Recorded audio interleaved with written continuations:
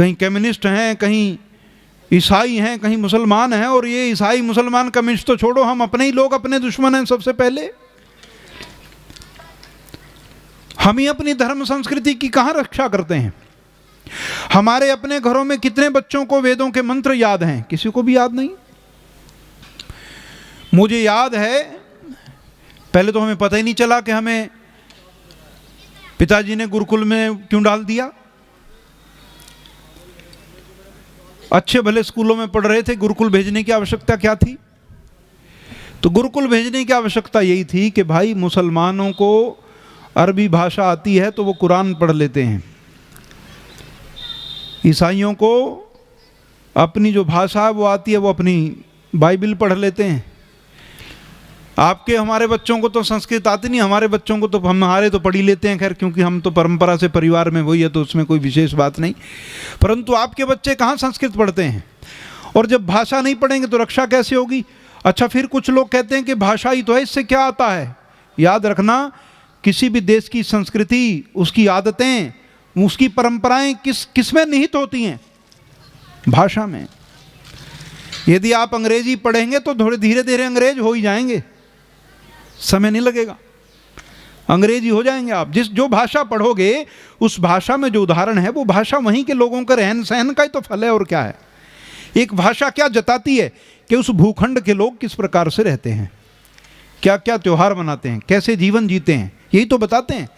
जब आप अपना साहित्य पढ़ोगे ही नहीं, संस्कृत के साहित्य को पढ़ोगे नहीं, तो आपको पता कैसे चलेगा कि आपके पूर्वज कैसे रहे,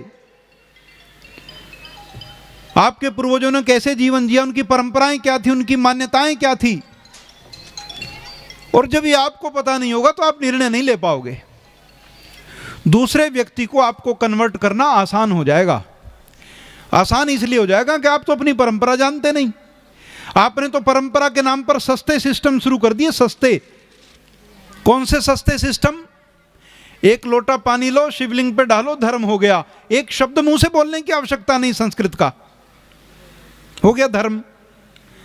हमारी बहन, हमारी बेटी ने एक दिन खाना छोड़ा और धर्म हो गया। एक शब्द मुंह से संस्कृत का नहीं बोला, एक मंत्र का पाठ नहीं किया।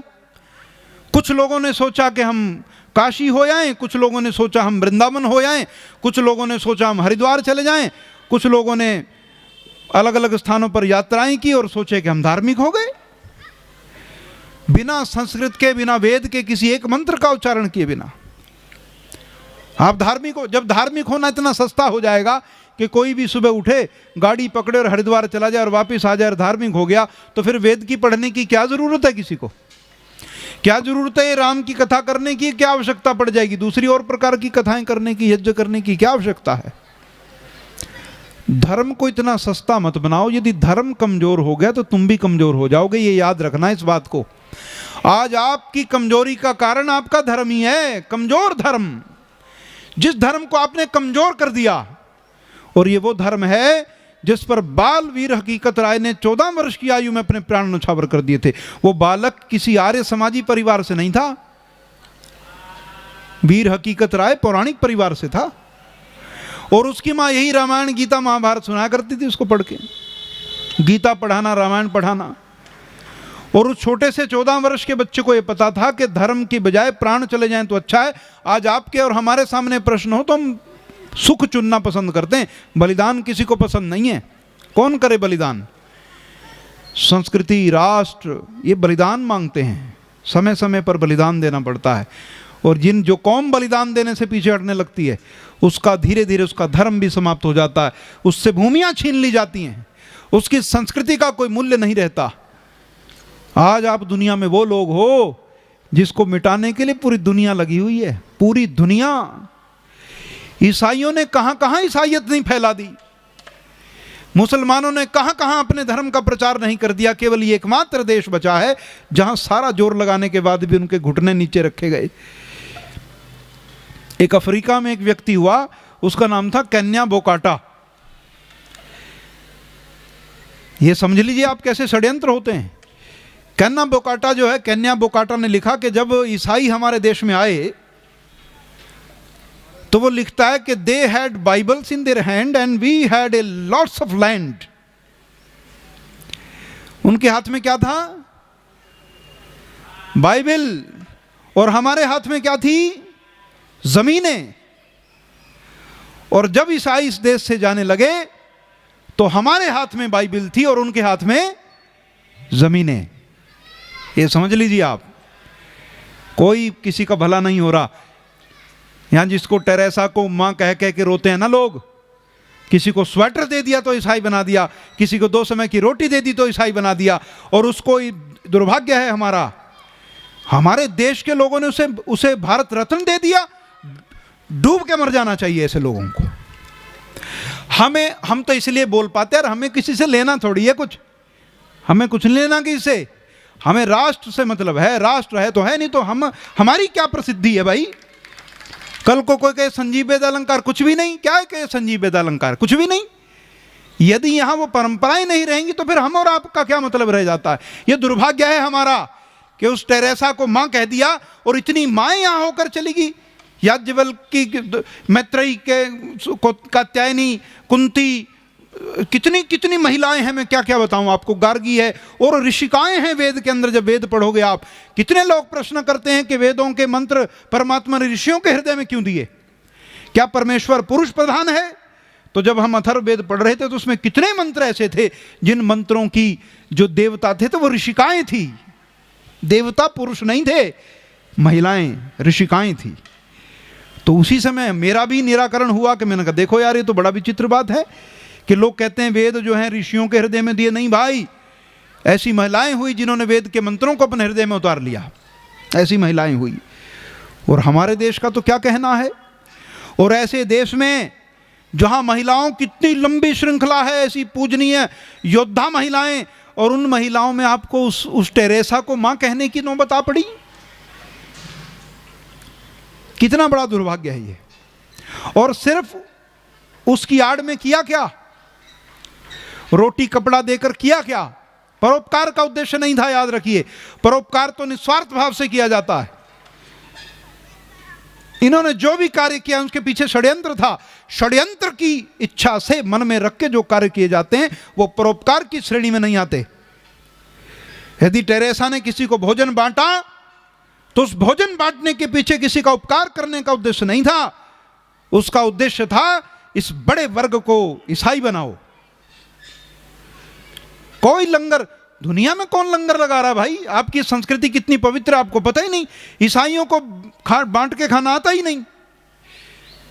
मुसलमानों में प्रथा ही नहीं लंगर लगाने की। ये प्रथा किन में है? सबको भोजन कराओ, कितनी बढ़िया बात है।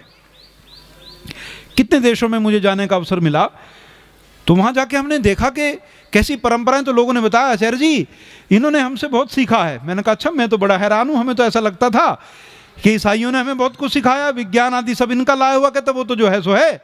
लेकिन व्यवहार की बात मैं आपको बताता हूं।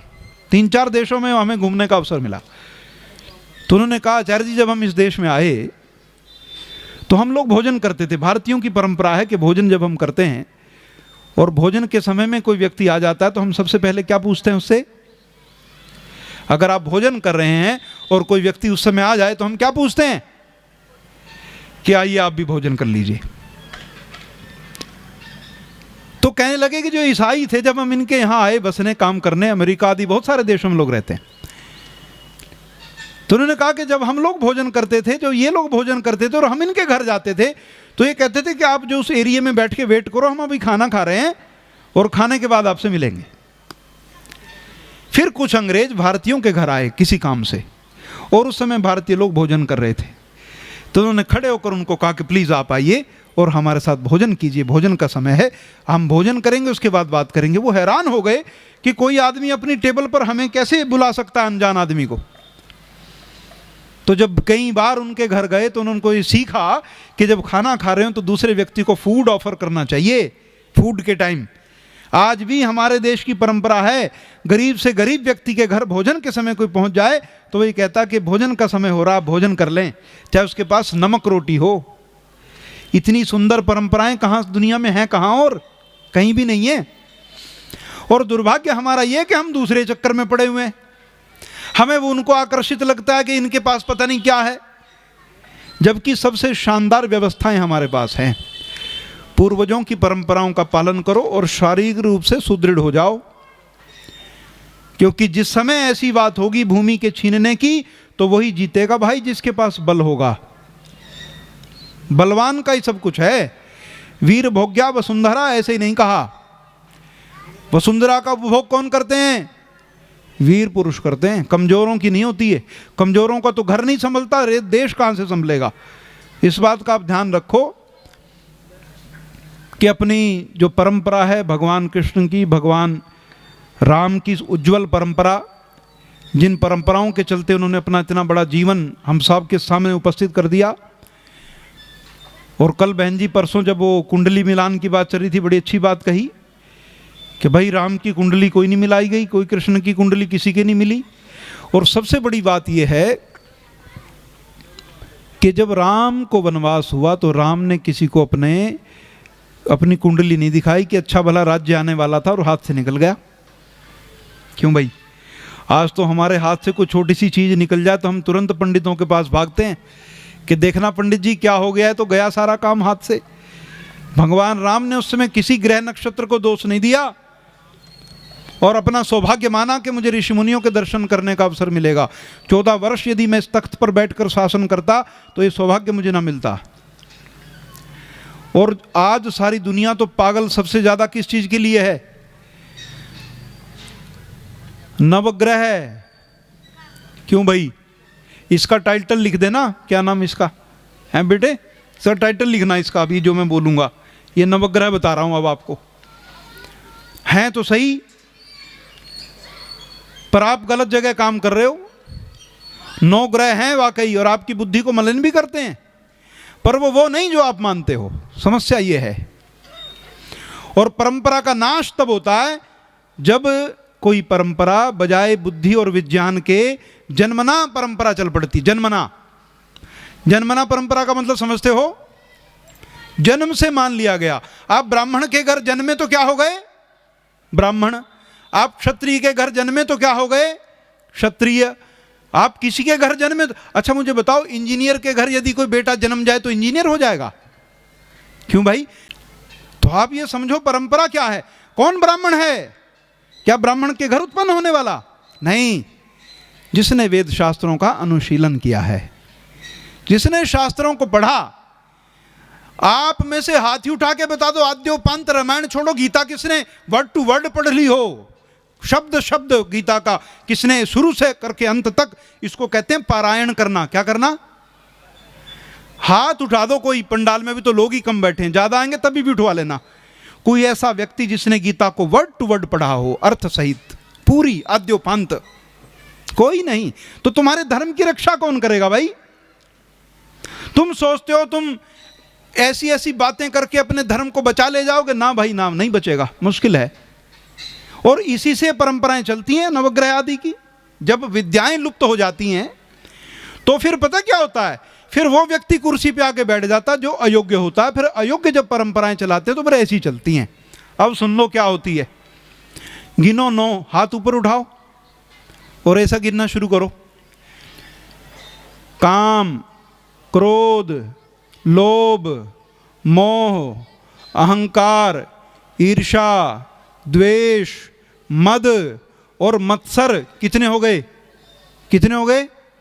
9। ये हैं वो 9 ग्रह। धृतराष्ट्र की बुद्धि को किसने पकड़ लिया था? धृतराष्ट्र की बुद्धि को कौन से ग्रह ने पकड़ लिया था? मोह ने। उसे दिखता ही कुछ नहीं। तो ये है मामला सारा। शांतनु की बुद्धि को किसने पकड़ लिया था? शांतनु। काम। जिस जवानी में भगवान का नाम लेने की उम्र थी, उस जवानी उस उम्र में शादी करने चला वो आदमी। और भीष्म देखो कैसा वीर, कैसा पुत्र है, जो ये कहता कि पिताजी चलो कोई नहीं, लेट ही ख्वाहिश जगी, पर बेटे का तो फर्ज है पिता की आज्ञाओं का पालन करना। बेचारे ने उसी समय संकल्प ले लिया। और मैं समझता हूं उसी दिन भारतवर्ष का नाश होने का दिन था, जब एक पुत्र को राज्य चलाने के लिए योग्यता के अनुसार गद्दी पर बैठना था, तो वो गद्दी पर बैठने वाला पुत्र अपने आप को बांध कर उस सिंहासन पे से बांध लिया कि इसके ऊपर जो भी बैठेगा मैं तो उसको वफादार बनूंगा, चाहे गधा बैठ जाए। तो ऐसा ही हुआ ना। अयोग्य बैठा दुर्योधन और भीष्म फिर उस दुर्योधन के ही पक्ष में रहे बेचारे। ऐसा होता है। तो ये 9 गिन लिया आपने, ये 9 है। और इन 9 के बीच में ये प्रकाशमान कौन चीज है भाई? आपकी बुद्धि। जैसे सूर्य 9 ग्रहों से घिरा हुआ है और कोई कोई ग्रह आकर सूर्य के प्रकाश को रोक देता है, इसी प्रकार आपकी ज्योतिषमती प्रज्ञा जो है उसको ये 9 में से कोई ना कोई आके पकड़ लेता है। अच्छा, छूटने का उपाय क्या है भाई? क्यों भाई बताओ? जब नक्षत्र ग्रहण लगता है ना, जब तो ग्रहण लगने पर छूटने का उपाय क्या बताते हैं? क्या करो? जोर से बोल दो, तुम तो डर रहे हो यार। गलत भी बोल दोगे तो क्या बात है? नहीं, हाँ दान। देखो बहन जी ने क्या कहा, क्या करवाते हैं उस समय? दान। याद रखना, जब तुम्हारे मन में मोह पैदा हो जाए, जब तुम्हारा मन काम के वशीभूत हो जाए, जब तुम्हारा मन क्रोध के वशीभूत हो जाए, तो तुम्हारा जो दिया हुआ दान है ना, समय समय पर विद्वानों को, जरूरतमंद लोगों की जो की गई सहायता है, वो तुम्हारी बुद्धि की रक्षा करती है। जो ग्रह सूर्य को पकड़ते हैं वो तो समय के अनुसार अपनी गति से हट भी जाते हैं, लेकिन इस बुद्धि पर पड़ा हुआ पर्दा तो पता नहीं कब हटे। तो वो 9 ग्रह नहीं, मेरी बात समझ लेना इस बात को। बहन जी बता रही थी कि 6 फुट का आदमी है और शनि ग्रह कितना बड़ा है? पृथ्वी से भी 6 फुट के ऊपर कैसे आ जाएगा वो 5-4 फुट के आदमी के ऊपर? ये समझने की बात है। तो ये बात समझना। और अच्छा सुनो, यदि आप उन नवग्रहों से भी शिक्षा लेना चाहो, ये जो ऊपर घूम रहे हैं उनसे भी ली जा सकती है, उनसे भी ली जा सकती है। उनसे क्या सीख सकते हो? उनका अधिष्ठाता सूर्य बीच में बैठा हुआ है और चारों ओर सूर्य का परिवार उसके चक्कर लगा रहा है। तो इसको अपने घर में लागू कर लो। घर में पिता कौन है? पिता कौन है? जोर से बोलो। सूर्य। मां कौन है? हां, चंद्रमा। मां कौन? अरे सोम। अग्नि सोमाभ्याम जगत। संसार की उत्पत्ति कैसे हुई? अग्नि और सोम से। अग्नि का स्रोत सूर्य, सोम का स्रोत चंद्रमा, इसलिए अग्नय स्वाहा सोमाय स्वाहा कहते हो। घर में अग्नि का प्रतिनिधि सूर्य का प्रतिनिधि पुरुष है और चंद्रमा और जल की प्रतिनिधि महिला है। ये अग्नय सोमाय स्वाहा है, समझते नहीं तुम। और फिर प्रजापति स्वाहा, अग्नि और सोम से प्रजा हो जाती हैं। तो उससे भी सीखो भाई कि जैसे बीच में सूर्य है और पृथ्वी आदि ग्रह बिना टकराए आपस में उसकी बड़ी बड़ी सिस्टम से, बड़ी व्यवस्था से उसकी परिक्रमा कर रहे हैं, तुम भी अपने परिवार में बड़ी व्यवस्था से बिना टकराए हुए, कैसे? बिना टकराए हुए अपने परिवार को लेके चलो। यहां तो रोज टकराहट है परिवार में। पिता पुत्र की टकराहट, भाई भाई की टकराहट, पति पत्नी में टकराहट, सारा दिन टकरा तो रहे हैं और पूजा करते नवग्रह की। मैं समझता हूं कि तुम उससे इतना ही सीख लो कि न टकराओ। कभी चंद्रमा ने पृथ्वी उसको कह दिया हो सूर्य को कि तुम्हारी दादागिरी ज्यादा है, तुम्हारी चल रही है। कभी सूर्य ने चंद्रमा को उलाहना दे दिया हो, कभी नहीं, कभी भी नहीं। तो फिर हम क्यों ऐसा करते हैं कि तुम ऐसे और हम ऐसे? नहीं, हमारा कर्तव्य केवल, देखिए जब से संसार बना, जब से सृष्टि बनी, तब से सूर्य और चंद्रमा इस पृथ्वी का पालन पोषण कर रहे हैं, मां और पिता के जैसे। ऐसे परिवार में मां और पिता का भी कर्तव्य है कि अपनी संतानों के अंदर वैदिक धर्म के संस्कार भरे। यदि संस्कार नहीं भरेंगे तो रक्षा नहीं हो पाएगी। याद रखना, मैं समझता हूं इस बात को कि एक आयु में यदि शास्त्र नहीं पढ़ोगे तो कुछ भी नहीं होगा।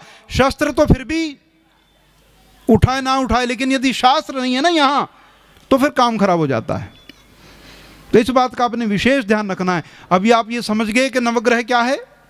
अपनी बुद्धि को इन 9 प्रकार के दोषों से बचाए रखना है, ये है। बाकी सूर्य चंद्रमा है, ये तो हमेशा से हैं। और हमारे 60-70 साल के जीवन में जितना कि हमारा जीवन है, इतने तो हम महत्वपूर्ण है नहीं कि बृहस्पति मुझे ही ढूंढता फिर रहा हो। क्यों भाई? कि किसी ने कहा कि तुझ पर शनि भारी है, तो मैंने कहा यार मेरा जन्म तो अभी हुआ और शनि कब से है? जब से सृष्टि है। तो शनि इंतजार कर रहा था कि संजीव कुमार नाम का आदमी पैदा होगा, 60-70 साल फिर तंग करेंगे इसको। आप सोचो, ये बात आपको ठीक लगती है? कोई बुध ग्रह है, कोई मंगल है, कोई शनि है, कोई शुक्र है। क्या आपको ऐसा लगता है? सुरेश जी भी इशारा कर रहे हैं बेचारे, हाथ जोड़े, कहते कि जब बस करो पंडित जी, सारा ज्ञान आज ही दे दोगे। तो ये बात समझने की है, यदि ये नहीं समझोगे तो जीवन सफल नहीं होगा।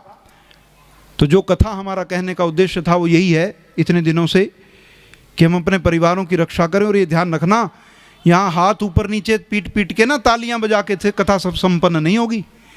ये तो ठीक है, हमें आनंद आता है तो हम तालियां बजाते हैं। वास्तविक कथा तब मानूंगा मैं सफल हुई जब तुम्हारे सबके घरों में राम के जैसी व्यवस्थाएं होंगी, जब हम सब लोग भूमि और संपत्ति को लेकर आपस में झगड़ेंगे नहीं, जब हम लोग अपने माता पिता का ऐसे ही सम्मान करेंगे जैसे राम अपने माँ बाप का सम्मान किया करते थे। उन परंपराओं को स्थापित करना है। यहाँ से कुछ ऐसी शिक्षाएं और ऐसी चीज़ें सीख कर जानी है जिससे हमारा जीवन उज्जवल हो जाए, हमारा जीवन बन जाए।